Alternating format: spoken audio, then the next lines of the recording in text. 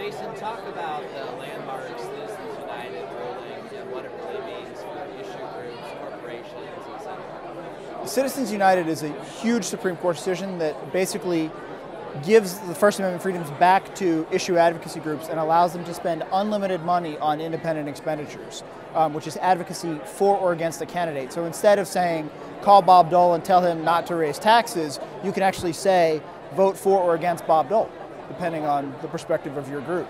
Could you provide some context? I mean, politically, you have politicians often on the left that have attacked this ruling, but yet many groups on the left, like Emily's List is involved in a very prominent court case as well, many groups on the left actually were in support of this ruling and in support of similar rulings. Can you kind of talk about the wide array of groups from left to right that maybe are interested in this type of ruling? This ruling unshackles groups from organizations like American Future Fund to groups like labor unions that were previously constrained by the same sets of rules.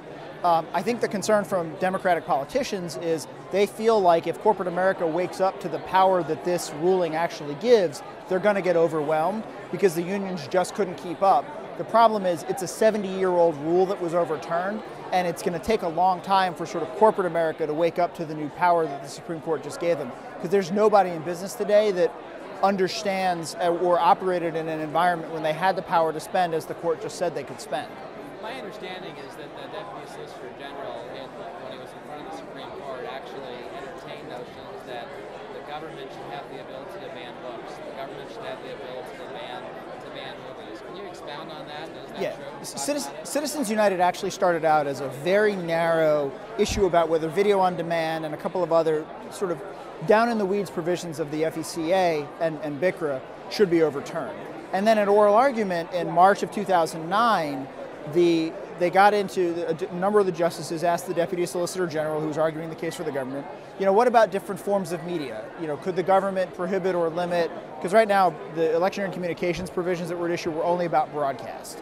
And the justices began asking the Deputy Solicitor General about whether they could have applied this to other forms of media.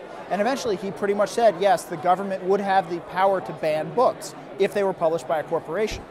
And they pushed him even further, and he said if it contained even one word of express advocacy, they could prohibit a corporation from paying for the book.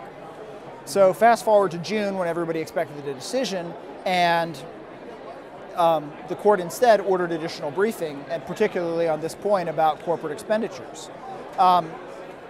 Move forward to September, when they actually had the argument, and Solicitor General Elena Kagan, who was she's a Harvard law professor, had never argued an appellate case before in her life, before any court ever, is now the Solicitor General and is arguing the case for the government. And Justice Ginsburg actually, during oral argument, sort of threw her a lifeline to basically get out of this. And she took the lifeline and basically drowned herself with it, because Justice Ginsburg said, has the government reconsidered its position about the government's authority to ban books? And she basically said, well, there would be a good as-applied challenge, if the government tried to take enforcement action against the book. And Justice Scalia and Justice Alito sort of jumped on that and said, well, and Justice Roberts even, well, what about a pamphlet? And she was like, well, a pamphlet clearly could absolutely be banned.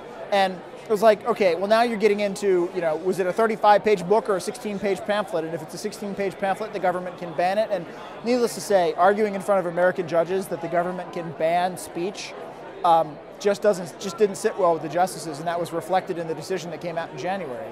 And I think really the case never would have sort of blown up into what it blew up into if the government hadn't made the really bad arguments that it was making.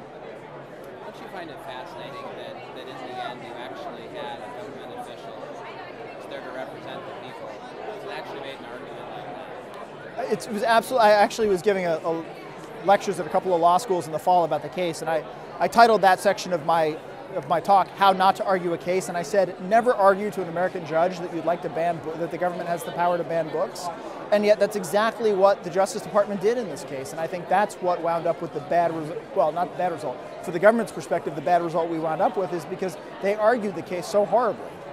Is there anything else you'd like to add about the case, or what it does do, or what it doesn't do? I think it's going to take a good couple of years for the full effect of the case to be felt, and I think it'll have a major difference in elections.